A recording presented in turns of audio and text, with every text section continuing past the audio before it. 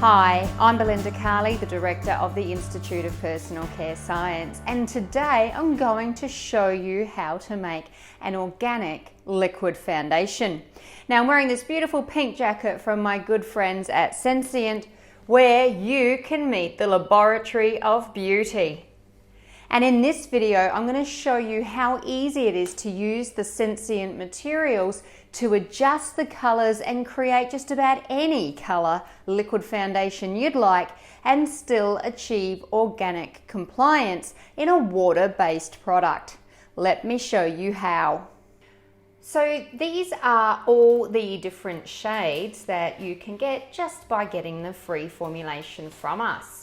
What I'm going to show you now is how we create the base product, and then how simple it is to use certain types of colorants to create and vary the shades to exactly what you want. Now, one of the first things when you're creating organic products is you need to have a certain percentage be organic. So what I'm doing here is I'm starting with water, and to this I'm adding some 200 times concentrate aloe vera. Now this is really important. You need to do this first to comply with certifiers' requirements, and then we are basically reconstituting the aloe to its 200 times strength proportion. So in this example I have 0.1% aloe, and when reconstituted to 200 times to its original concentration, it then counts as 20% aloe vera juice present in this water. So this is one of the first steps you have to do. Now also on this note, be very careful with the aloe powder you select. Be very careful of any carriers, any cellulose or maltodextrin or other carriers that might be present that may disqualify your aloe powder from being able to be certified or used in a certified organic product. It needs to be a straight and pure aloe vera, 200 times concentrate, for the reconstituted value to be equivalent, especially in this formula, up to that 20% minimum organic requirement. Now to this, I'm going to be adding some Van Natural XGB. Now this is a really important material. There is some xanthan gum present here, but it is also based on a natural clay. Now this is not a clay like you use in a mask. It's actually a clay that helps suspend particles. Now because I'm going to be having such a high pigment loading in the finished product, this suspension is incredibly important for long-term stability and to make sure we get good homogeneous color throughout the shelf life. Now this needs to be hydrated in a special way. It's a very rapid form of hydration for a bentonite material. We simply add it to the water phase and then high shear at 3000 RPM for about 10 minutes.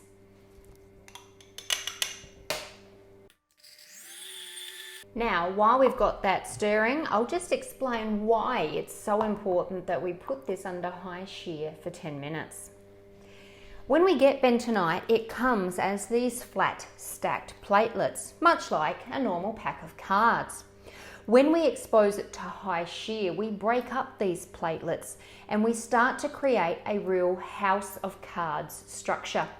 Now, because of the charge around these clay platelets, once we've formed the house of cards structure, it is a very stable structure.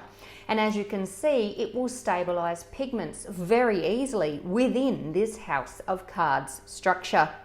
It also has an amazing slip feel on the skin. So it's not like just using xanthan gum or another gum on its own, which can feel tacky and can ball up sometimes. So they slide over each other, giving a beautiful slip and feel to the finished product, but plenty of stability while it's in the packaging waiting to be purchased.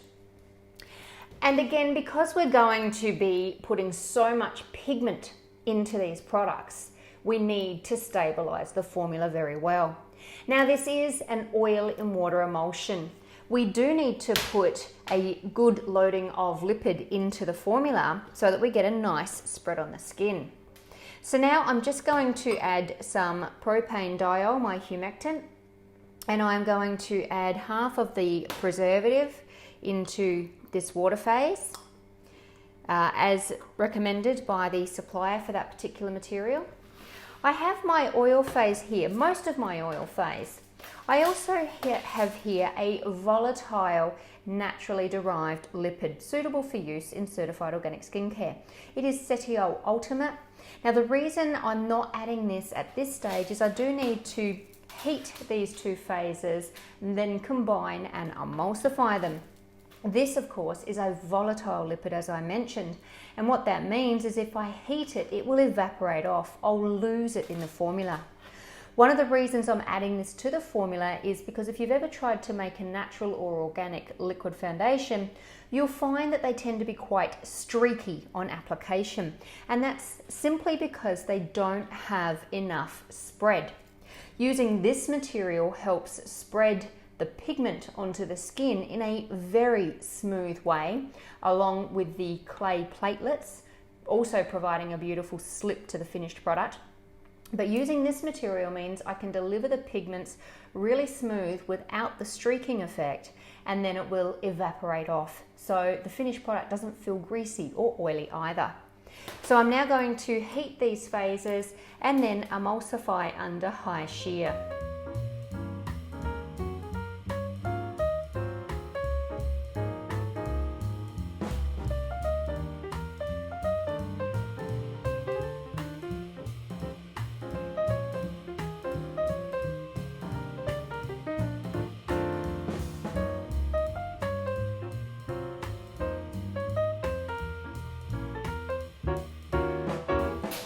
Now we need to allow that to cool below 40 degrees, and then we can add our heat sensitive materials. I've got antioxidant, I've got the remainder of the preservative, although that is heat tolerant, and I have that volatile lipid.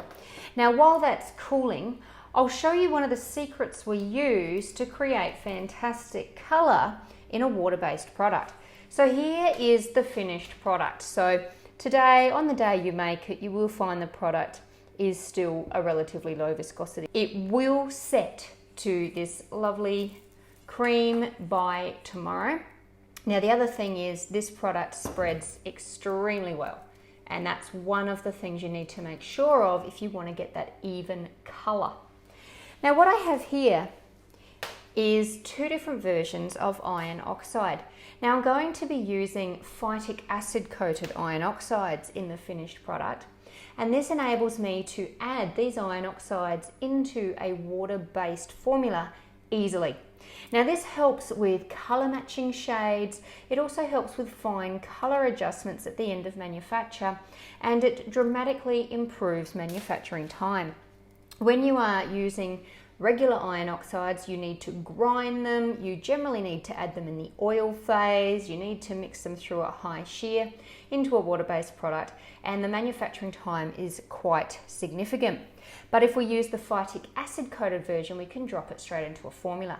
So what I'm going to do is show you just how easy it is to use a phytic acid coated version compared to a regular iron oxide version.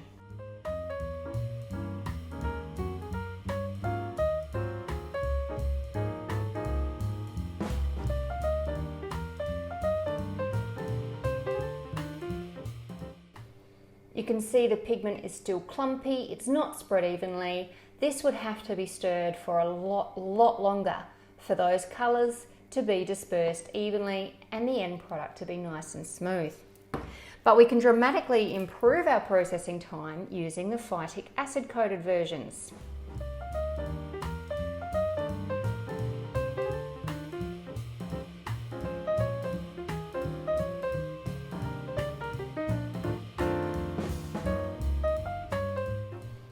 You can see how smooth and even the colour is just from simple mixing compared to the non-coated versions. So when creating water-based products, the phytic acid version will make your job so much easier every time. Now back to finalising this sample. So to this we just need to add our antioxidant and our preservative and that volatile lipid, and stir it through. Now because of the Van Natural material and the emulsifying system I've used, it will hold that extra lipid added at the end, and will also hold when we add the extra pigment. Now, as I mentioned, the product you make on the day is much lower viscosity. By the next day, it will set to that lovely cream. And then it's just a matter of adding the different colorants in their different proportions to get the different shades of product. Now, in this formula, I have also got quite a significant pigment loading for a lot of coverage. You can, of course, reduce that input. For example, here is a very light shade, and you can see as it spreads out, there's none of that streaking. But I've also got a host of other shades available as our free formulas for you to use as well.